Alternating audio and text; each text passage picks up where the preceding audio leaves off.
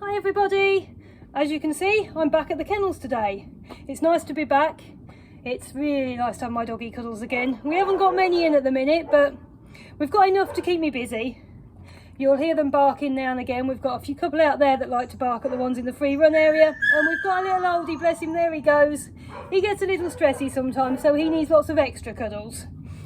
One of the topics that I was asked to talk about was separation anxiety. Now, separation anxiety often happens when dogs come into kennels. They're not used to being away from their owners. They're a little bit stressy, a little bit upset. But at the moment, it's more about separation anxiety when you start going back to work. If your dog's had you and your family at home all the time, it's going to be a little bit strange for them suddenly being on their own for long parts of the day. Separation anxiety is very complex. I'm going to talk you through some things you can do for very low level separation anxiety.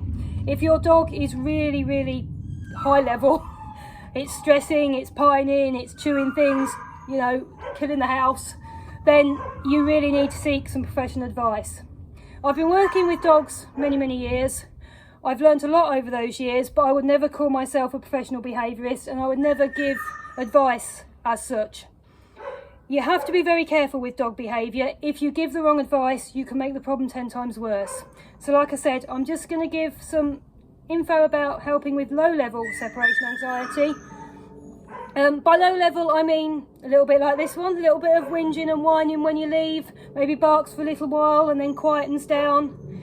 It's quite clingy when you go out and you try to leave, can be quite clingy when you come back. The higher level of separation anxiety is when your dog is more stressy the minute you start looking like you're going to leave. When you've gone, they bark non-stop, they chew up the house, they defecate everywhere, they start digging and trying to get out, and they injure themselves. That's when you really do need to seek professional advice. With regards to seeking professional advice, make sure that you do see a qualified behaviourist. There's a lot of people out there who are very good, very qualified behaviourists, but there's also people out there who have done an online course and think that that qualifies them to be a behaviourist. It doesn't. So just make sure that when you're looking for someone, you ask them what qualifications they've got and what experience they've got. And then check out their qualifications. The qualifications they have should have included a practical part of the course. You can't become a dog behaviourist or an expert in dog behaviour by just doing an online course with no practical session. They need to have gone away and done some practical courses and then come back and maybe had some practical assessments. So just do a bit of Googling, see what comes up. There are a lot of courses online nowadays that come with a CPD accreditation. I actually did some of these courses over lockdown. These courses do not have a qualification. It doesn't mean anything. They're basically just improving your personal development. That's what the CPD stands for, continued personal development. It's not a qualification of any sort. It's just a certificate to say that you've done the course. And most of these courses just involve a lot of reading, perhaps a little test at the end. I've done courses on various things. Most of them have just been reading, but none of them have qualified me to do anything or give advice on anything. So please be really careful when you're choosing a behaviourist and check them out. And if you've got further friends who've had issues with their dogs, ask them who they use. Speak to your local dog training club, see who they would advise. Those sort of things. So make sure you really research who you take on, because if they do give the wrong advice, you could end up making the problem much worse. We always tend to recommend Helen Madison at Links Training, Dog Training Made Easy. Helen has some very good behaviour qualifications. She's a professional in dog behaviour and dog psychology. She's done many courses. She's had many years experience and really knows her stuff. So that's who we would advise.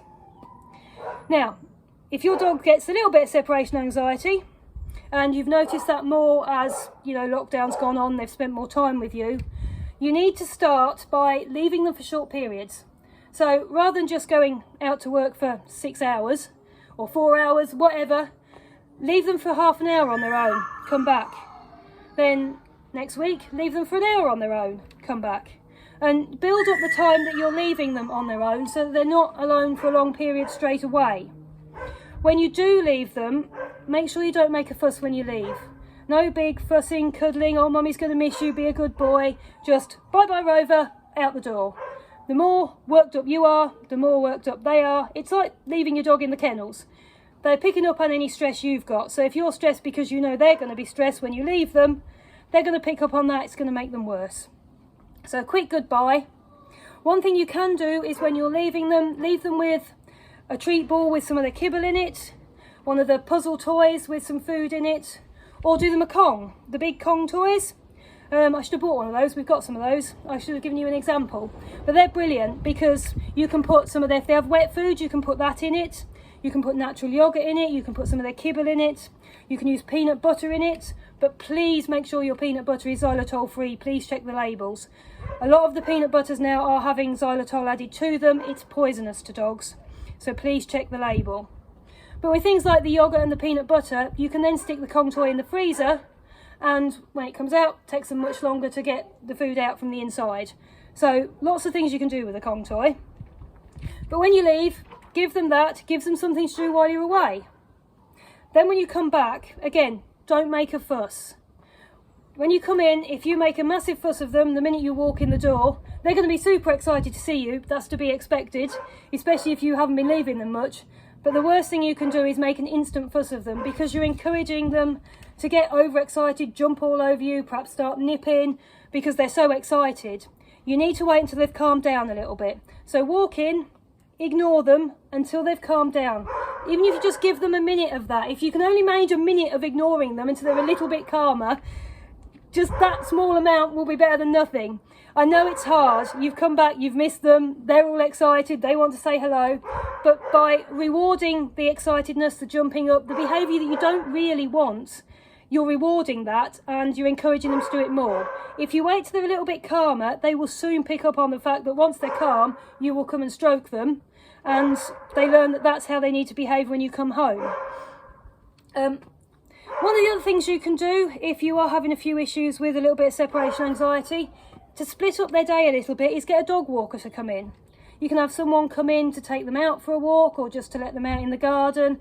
I mean, obviously if you're out for, 6-8 hours a day, you perhaps need someone to come in and let them out anyway in the middle of the day. But if you're only away for half a day, but you feel that they might benefit from having someone come and let them out, get a dog walker. They can take them out for a walk, they can let them out in the garden, have a play with them, whatever you want them to do with them. And then you can always leave one of the Kong toys or the kibble in the ball or something for the dog walker to give them when they leave, to keep them amused till you come home. We tend to recommend, again, Helen Madison at Links Training, Dog Training Made Easy. She also does pet sitting and dog walking, as well as the dog behaviour side of things. We recommend her if you're looking for a dog walker. Or there's Walkies with Claire, that's the other one that we recommend. Both are on Facebook. Walkies with Claire's on Facebook, and Links Training, Dog Training Made Easy. But there's a few little tips and hints just to help you out. But like I said, if you do have some serious separation issues, you really need to see a professional. I wouldn't be qualified to advise on that. I think the next video is going to be about my daily routine. I'm going to take some snapshots of video and put them all together of what I'm doing during the day. I can't really do a full video of everything we do in the day. I thought that might be quite interesting for you to see, so I'll get that sorted and that one will come out next week. Thank you for watching, goodbye, stay safe, and come back and see us again soon.